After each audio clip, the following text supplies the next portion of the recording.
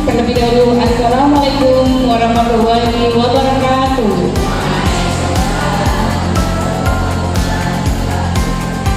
Di dunia pendidikan ditemukan juga bahwa anak-anak usia dini sekarang pembulian itu terjadi bukan hanya di anak-anak SMA SMP, tapi ternyata sudah terjadi di usia TK.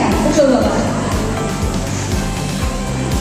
Kemudian informasi yang mungkin tahun-tahun terakhir ini dikatakan pendidikan dasar itu hasilnya kurang memuaskan. Kenapa? Karena dideteksi anak-anak SMP di Indonesia ini masih ada atau sebagian besar banyak yang belum bisa membaca.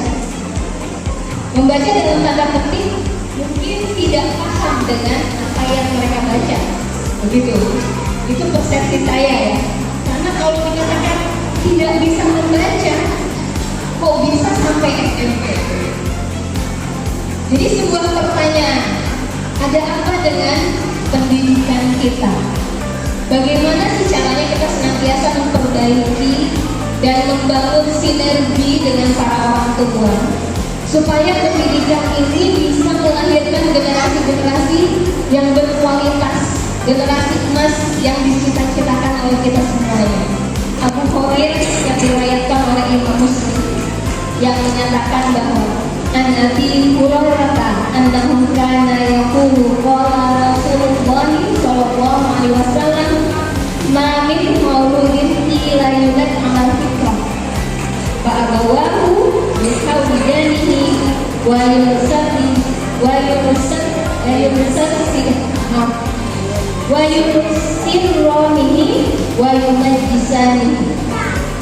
Di sini dikatakan bahwa setiap anak ini dilahirkan dalam keadaan fitrah. Kedua orang tuanya yang menjadikan menganut agama Yahudi, Nasrani atau Majus. Dan sebenarnya hadis ini masih panjang. Kalau dilihat dari hadis ini, kita masih semua paham. Anak dilahirkan dalam keadaan fitrah. Kenapa fitrah? Fitrah itu semua ulama sama pendapatnya.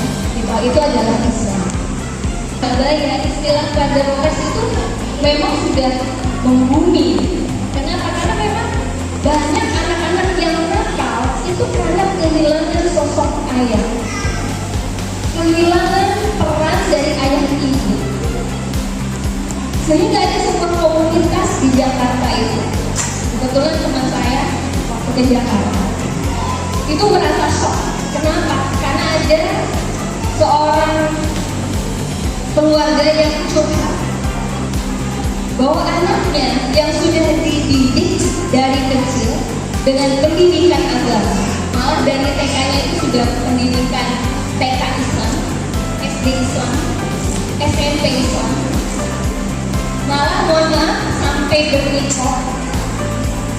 Tapi ternyata ketika dia menjelang dewasa keluar dari agama Islam,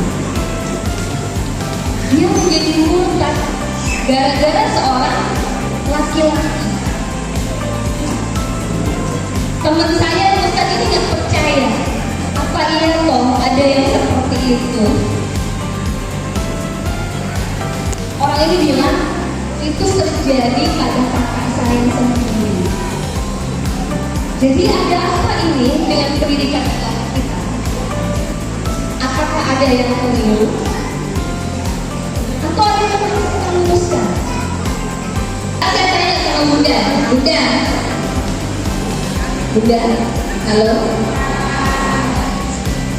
Siapa yang dari kecil Bunda sangat ngebet pingin anaknya bisa baca ketika usia TK? Ayo Bun, aku. Siapa yang sangat ngebet anaknya pingin pinter baca ketika usia TK? Banyak kan Bun?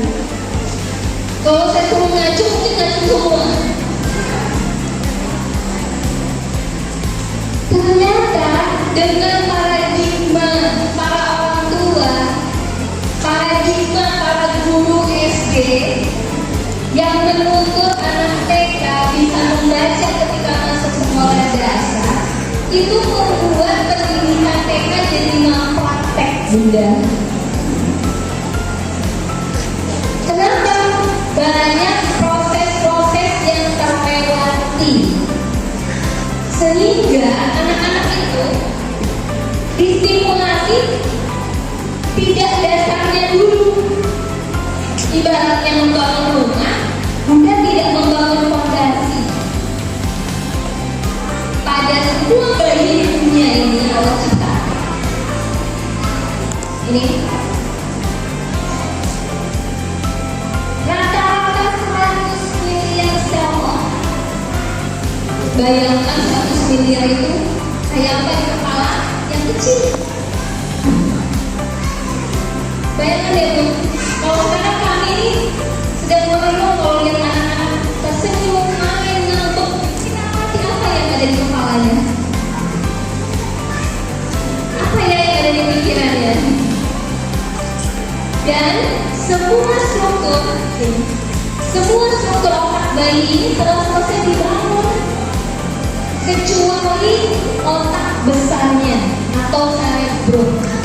Otak besar, otak berpikir itu belum selesai dibangun, Bunda.